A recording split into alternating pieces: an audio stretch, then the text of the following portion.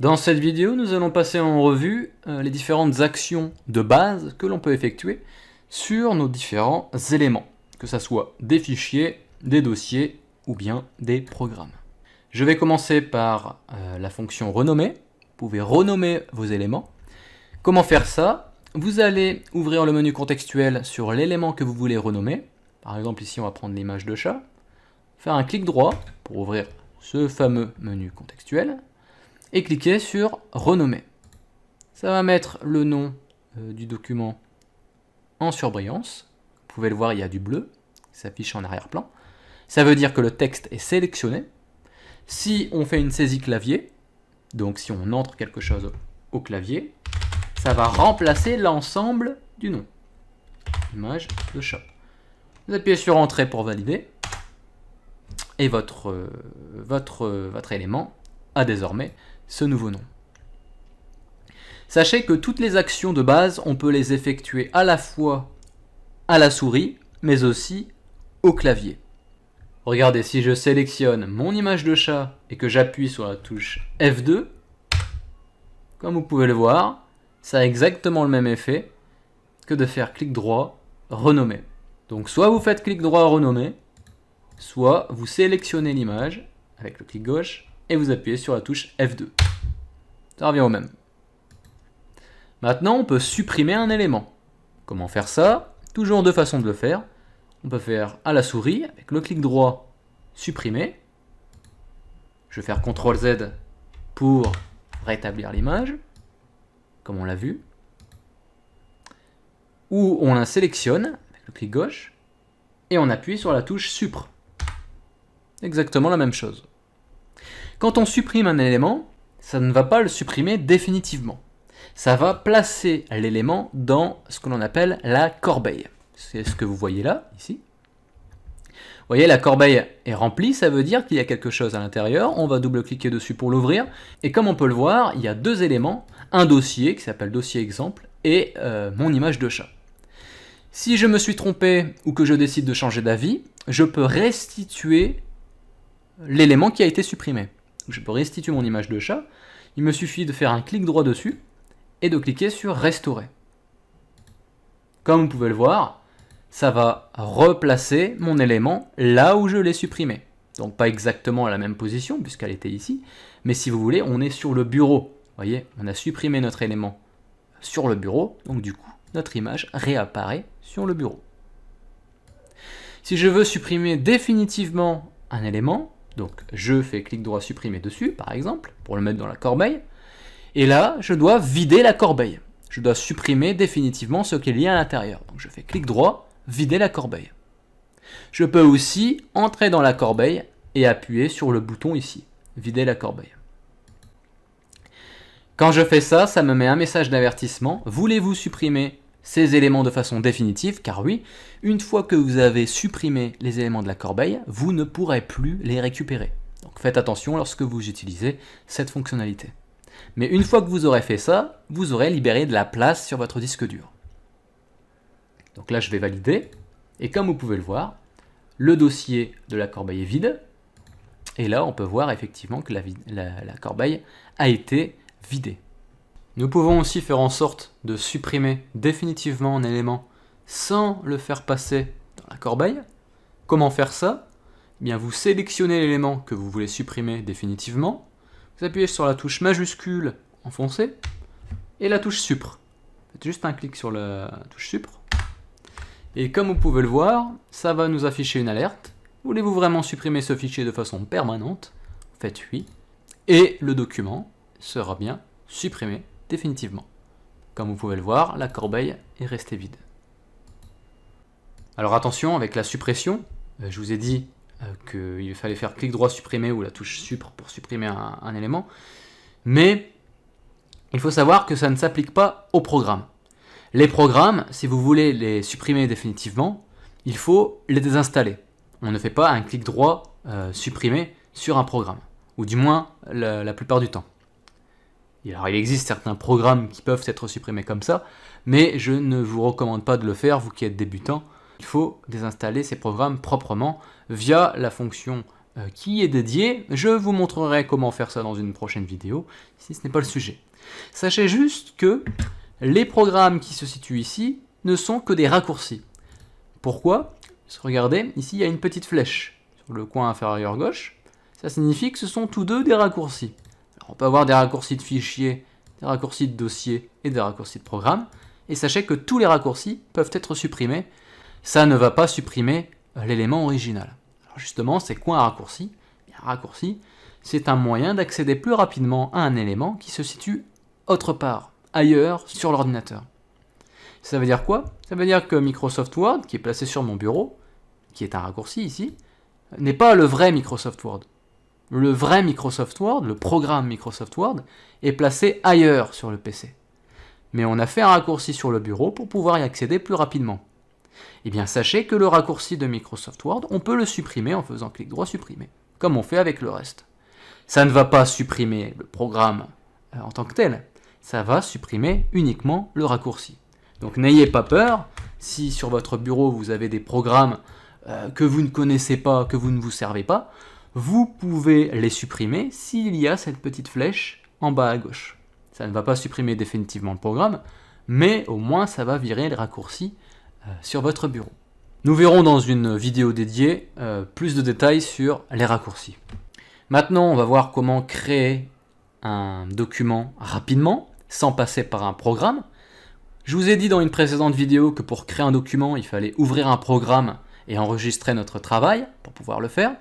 Eh bien, sachez que Windows nous propose de créer un élément de façon rapide grâce au menu contextuel. Toujours lui, vous faites un clic droit là où vous voulez créer votre élément. Par exemple, ici, on va le faire sur le bureau.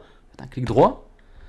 Vous allez aller sur la ligne Nouveau. Vous voyez, il y a une petite flèche ici. Ça signifie que ça va nous ouvrir un nouveau menu. Donc, vous faites glisser la souris sur la droite. Faites attention à ne pas déborder parce que sinon le menu va s'enlever. Et à partir de là, on peut créer tout un tas d'éléments. Comme vous pouvez le voir, on peut créer un dossier. Donc à partir de là, une fois qu'on a créé notre élément, ça va nous proposer de le renommer. On va l'appeler dossier exemple, par exemple. Je valide. Mais je peux aussi créer un document texte, ici. Ou bien un document Word, Excel, et même ce que l'on appelle une archive. Je vous présenterai ce que c'est que les archives plus tard, là ce n'est pas le sujet. Donc on peut créer un document texte, on va le faire, on fait un clic dessus. Comme vous pouvez le voir, ça nous propose encore une fois de renommer l'élément. Donc texte. Quand vous renommez vos éléments, tâchez de garder une certaine logique dans la façon dont vous nommez vos documents. Vous savez, avant, autrefois, on évitait de mettre des espaces dans le nom de nos fichiers. Sur Windows 10, il n'y a plus ce souci-là, on peut mettre des espaces, ça ne va pas poser de problème en règle générale. Mais je sais que certaines personnes ont comme habitude de mettre des tirets à la place des espaces, par exemple. Donc texte d'exemple, par exemple. Voilà, ça c'est une façon de nommer nos fichiers. Si on utilise les tirets pour servir d'espace, dans ce cas-là, il faut garder cette même logique pour les autres, si vous voulez. Si on décide d'utiliser les espaces, par exemple texte d'exemple, eh bien, il faut garder cette façon de faire. Pareil, si on utilise les majuscules ou les minuscules, eh bien, il faut garder la même logique. Si on nomme un fichier avec une majuscule au début, alors tous nos autres documents auront une majuscule au début. Vous voyez, ce n'est pas obligatoire, mais c'est une bonne pratique. Maintenant qu'on sait renommer, supprimer et créer de nouveaux éléments, il faut savoir qu'on peut aussi les déplacer.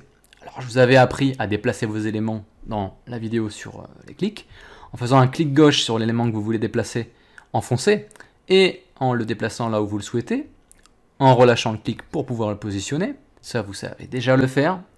Mais sachez qu'il existe un autre moyen de déplacer un élément. Et justement, on va aborder cette fameuse notion de copier-coller et de couper-coller. Alors, qu'est-ce que c'est que le copier-coller et le couper-coller? Déjà, je vais commencer par le copier-coller. Le copier-coller, ça va nous servir à créer une copie d'un élément, à dupliquer un élément. C'est-à-dire qu'au lieu de le déplacer, ça va créer une copie. Comment faire ça? Admettons, on veut dupliquer notre liste de courses, ici. Je fais un clic droit dessus. Je fais copier. Là, ça va avoir pour effet de mettre notre document dans ce qu'on appelle le presse-papier. Le presse-papier est invisible, on ne peut pas le voir. Mais tout ce qui est dans le presse-papier, sachez qu'on peut le coller. Comment coller un élément du presse-papier? Eh bien, vous vous placez là où vous souhaitez mettre votre élément. Faites un clic droit. Et vous allez cliquer sur coller. Comme vous pouvez le voir, ici, on a une copie de la liste de courses. On peut le nommer comme on le souhaite. Alors là, je me suis trompé. Je vais remettre l'élément. Clic droit, renommer, comme on l'a vu. Ici, je ne veux pas remplacer tout le nom. Je vais juste enlever cette partie-là. Donc, je vais faire un clic gauche ici pour désélectionner le texte et l'éditer à partir du curseur. Voilà. Liste de courses, -2 par exemple. Je valide. Et comme vous pouvez le voir, on a exactement... Alors là, c'est pas vraiment une liste de courses. Il y a marqué « Salut, je suis JMIT ». Mais comme vous pouvez le voir, si j'ouvre donc ce document, on a « Salut, je suis JMIT ». Et si j'ouvre ce document, j'ai « Salut, je suis JMIT ». Alors attention, c'est considéré comme deux éléments différents. Si on supprime la liste de courses, ça ne va pas supprimer notre copie. Notre copie sera toujours là. Et vice-versa. Je vais replacer notre liste de courses ici et supprimer cet élément. Maintenant, parlons du couper-coller. Le couper-coller, il faut voir ça comme un déplacement. Ça va juste déplacer notre élément là où on le souhaite. Si je fais un clic droit couper, vous voyez, ça va déjà mettre en... Enfin, ça va réduire l'opacité de notre élément pour signifier qu'il est dans le presse-papier. Et je vais, admettons, le placer ici. Je fais clic droit, toujours coller. Rappelez-vous que la ligne coller vous sert à positionner votre élément contenu dans le presse-papier. Et comme vous pouvez le voir, on a bien déplacé notre élément à la position souhaitée. Comme si on avait fait au clic gauche. Donc juste pour votre culture d'ailleurs, la méthode de déplacement au clic, comme on le fait ici, ça s'appelle le drag and drop.